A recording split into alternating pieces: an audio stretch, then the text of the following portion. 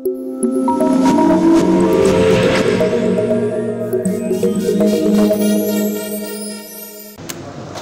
baik, terima kasih.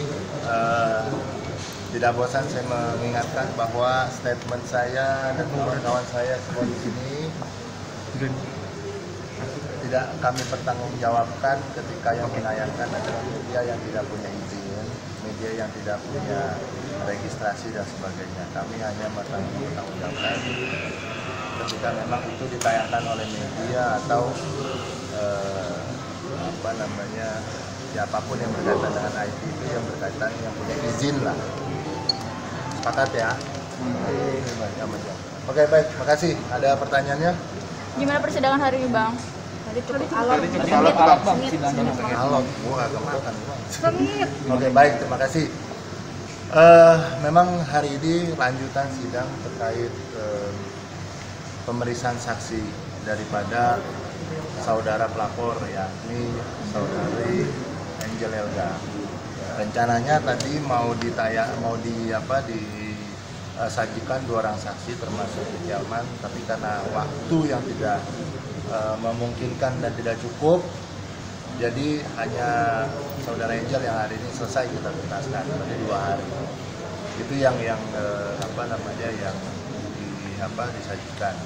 Nah, yang kedua, ada memang beberapa pertanyaan-pertanyaan lanjutan kemarin yang belum terjawabkan, terutama berkaitan dengan tuduhan Vicky melakukan atau menyebarkan, mendistribusikan, mentransmisikan ke dalam media elektronik.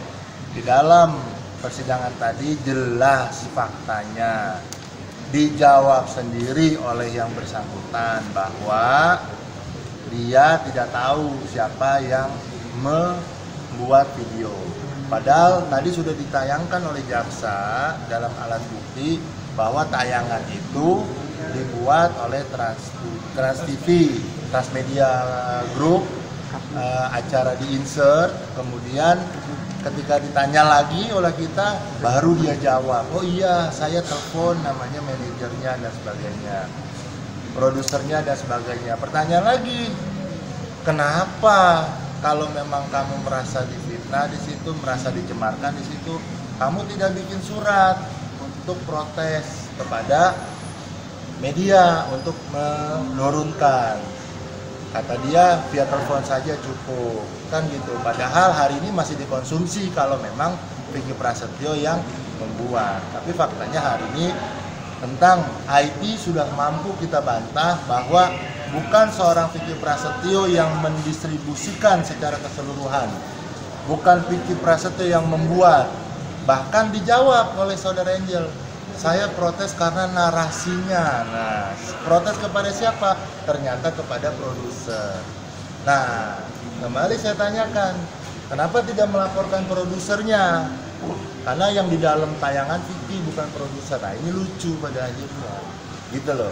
Jadi jelas undang-undang IT yang dilaporkan terkait permasalahan klien kami, Vicky Prasetyo, kami menilai sangat-sangat sumir dan bahkan sudah bisa dijawab hari ini bahwa bukan seorang Vicky Prasetyo lah yang melanggar undang-undang IT karena dia tidak membuat, tidak mendistribusikan dan bahkan tidak melakukan editing. Gitu, editing dilakukan oleh stasiun masing-masing. Nah, lucunya lagi ketika kita tanya, di situ disebutkan ada 2 tayangan, tapi alat buktinya hanya 1. Yang tayangan dari silet hilang, nggak ada di dalam alat bukti, kemana? Saya tanyakan kepada jaksa memberitahukan hanya itu yang disajikan. Tadi kan dibuka dalam amplop ya, yang terkait masalah itu. Jadi sudah jelas bahwa ada beberapa alat bukti yang memang berkurang ya, tidak mampu dibuktikan lah. Nah, terkait CCTV, Angel Elga selalu mengatakan ada CCTV di rumahnya, ada CCTV di rumahku, sudah didalami. Ada berapa? Jawabannya ada 15. Kita tidak tahu faktanya. Nah, ketika saya tanya, bisa nggak ditunjukkan CCTV itu apa sih yang direkam oleh CCTV? apakah ada angel dorong-dorongan dan sebagainya. Ternyata kembali ketika kita tanya, CCTV tayangan di rumah Angel tidak ada di dalam berkas, tidak ada di alat bukti.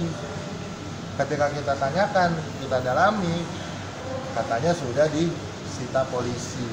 Kalau memang itu terkait masalah laporan itu juga ada di dalam BAP disebutkan melihat CCTV di dalam kamar. Kenapa tidak dilampirkan CCTV-nya supaya lebih terang benderang di pengadilan, di persidangan ini bisa disajikan. Kalau memang CCTV itu ada dan memang apa yang diceritakan oleh saudari Angel Elga bahwa ada dorong mendorong, ada ada percekcok yang dan sebagainya, mampu dong ditunjukkan. Karena kenapa di BAP tidak ada, tapi dicerita di pengadilan, di sini di persidangan keluar cerita itu. Nah inilah yang kami pertanyakan lagi, kenapa CCTV tidak dilampirkan, kenapa tidak bisa ditayangkan, karena memang ternyata tidak dimasukkan ke dalam bukti. Padahal harusnya bisa dan mampu supaya jelas dan benderang siapa, apakah ada di dalam kamar. Kan itu kelihatan, ada 15 titik loh. Di dalam itu pasti kelihatan semua tuh. Bagaimana si Vicky Alman datang, bagaimana dia masuk. Kalau itu ada CCTV bisa dihadirkan lebih terang benderang, ketahuan dan jelas siapa yang benar versinya. Klien kami menemukan Angel Elga berada di dalam kamar tanpa ada yang tadi cerita dorong mendorong dan sebagainya. Tadi kami juga menayangkan tayangan video, ada perbedaan-perbedaan, tapi akan kami masukkan itu nanti semua dalam pembelaan. Dan tentunya giliran Vicky Alman minggu depan kita akan siapkan pertanyaan-pertanyaan juga. Silahkanlah berpikir apa fakta yang sebenarnya terjadi, silahkanlah berpikir apa yang akan dijawab sesuai dengan BAP-nya. Tentunya juga saya melihat ada yang melihat bahwa yang kami lakukan di sini adalah berkaitan tadi SP3.